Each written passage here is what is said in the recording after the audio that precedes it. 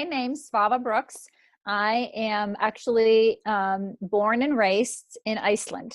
That's where my home country, and I still call it home, even though I came to the States all those years ago, right? Many, many years ago to come to go to college, and was blessed that I found myself a husband, and I have three beautiful children, two adult daughters, 25 and 21, and my baby just turned 16, my son. So he's still living at home. But my journey, so to speak, and my passion, now I'm coming to you today just so I locate myself in the world on the map today. I'm coming to you from Portland, Oregon. And my favorite part about living in Portland is that I can fly direct to Iceland. So that was one of the big pluses. I don't have to go detours to get to where I'm going, because I usually go back and forth twice a year. But what brought me to the work that I do today, I'm abuse survivor coach.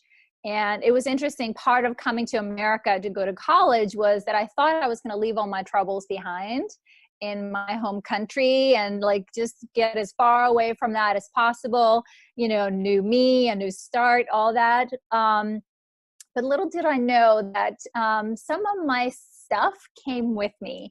And actually, it wasn't until I was in college that kind of my coping mechanism, my capacity to play Little Miss Perfect, of my strength, and kind of being a little overachiever, really pushing myself hard all the time. I had to get the good grades, I had to show up, I had to go above and beyond, I had to be the center of the party to make sure everybody else was happy and cared for. Those strategies didn't work anymore. So I started to struggle with really, really deep depression, and with the support of my husband, and I started getting into therapy. So basically, my story from Iceland was that I was brought up in a home with a domestic violence, and to sum it up is that I probably never went to bed feeling safe in my house. So not knowing what to expect as a child. I mean, there was emotional, physical, and sexual abuse. And I really had no idea the toll it had taken on me and my life until I was that far away from it and really started my healing. That's when it really dawned on me. Oh, I thought this was normal. I thought this is what most families went through, right? I thought, who am I to complain? People have it way worse than I do, right? So I had numbed it. I had just put it out the side. And then when I started my healing, because I just couldn't, my body was just shutting down. My body from the inside out was just like, there's something going on here. We need your attention. So I was blessed to find a support group, which, at the time, there weren't that many resources as there are now.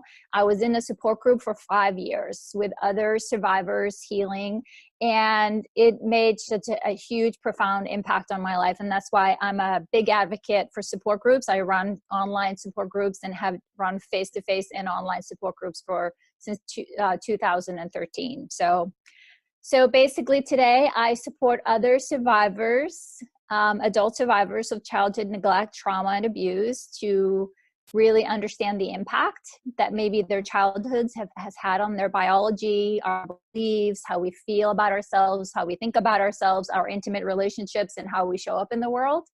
And I think the most important part, I help people see their strengths and that they really come already equipped with everything that you need to heal. We just need to understand the puzzle. There is a certain order to things, in most things in the universe, I'd say. And I learned a lot about trauma, but it wasn't until I understood how to integrate it, how to really make that deep inner shift, because I just focused on getting the help from outside. I didn't understand how I was capable and equipped to help myself, that really things started to align. So I try to be very interactive, because I know for survivors, and I keep hearing that from the people that are drawn to my work, is that they're like, oh, so that's what that looks like. So that's what that sounds like, because we don't have any idea. Like, I didn't know what it looked like to be kind to Svava. What does it sound like to be loving for Svava? I had no idea. And of course, then that was hard in my marriage, because I wanted love, but I was very afraid of it. So it's that pull and push that was driving my husband crazy, and me too, right? And I kept thinking he was doing something wrong. It was actually my perception of what was happening, which was not really accurate to what was really going on. Question. Well, first of all, I do want to say that child abuse and neglect and trauma is pretty normal. It is. What's not normal is talking about it. And I think that's kind of the disconnect that, and because what trauma does to us, trauma disconnects us from our bodies, right? And it's that you just go automatically into a survival mode. Your biology is brilliant to keep you safe, and it will just disconnect you from your pain. So you go through life kind of numb, not knowing that there is something else, because, and this is what your people around you probably model back to you. If you're being abused, chances are there's unhealthy relating going on around you, and there's numbing going on around you, right? So, but what, first of all, and that was a big piece. It's like, oh, I thought it was just me. But once I realized, I mean, my focus has been child sexual abuse, because I was just so clear to me, we need to start talking about it. I mean, 1 out of every 4 girls, 1 out of every 6 boys are sexually abused before they turn 18. And they're not just abused by adults or males. 40% of that is actually are abused by, young adolescents. So 40% are under 18. So we have to keep an eye on stereotypes. So I do a lot of child abuse prevention education too. So that's another hat that I wear. I'm pretty passionate about. So understanding that I was not alone, that this is pretty prevalent, that this is happening. But the reason we don't talk about it, right? It's a taboo. You don't put your heart out there. You don't talk about, and often we're hurt by someone we love and trust and respect and are dependent on. And so often when we talk about our hurt, we're outing somebody maybe that we love and we care about. And so that's often why a lot of people don't talk about it.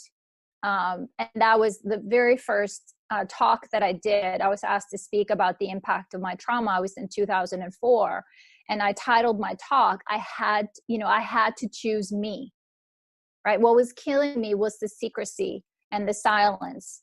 And it wasn't my secret. It was other people's secrets, right? So, and I'm not saying you have to go stand on a stage or go on social media with us, but find a way to, in a safe place, to honor your truth.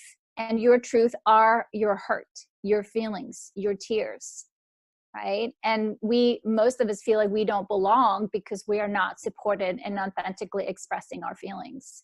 And feeling our feelings is inherently what it means to be human. Exactly. And here's the thing. I'm a twin, right? Both of us.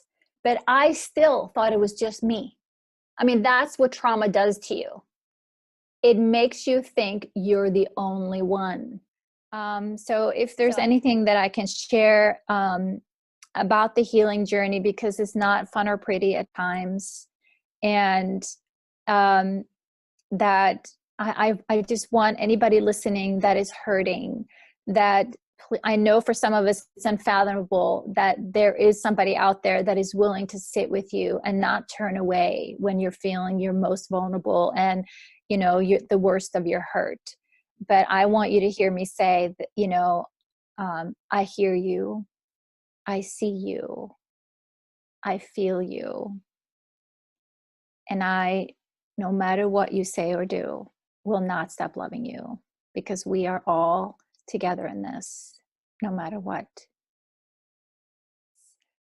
My time here is the most valuable thing we have is our time, and you get to choose. And that was like the aha moment about my healing journey. I was so driven, focusing outwards, like chasing my tail, the to-do list, and make everybody else happy. And there's just like, wait, what about me? What about my time? What about what I want? Right? So it's like coming back to, we live a full and a better life once we start to live our own lives.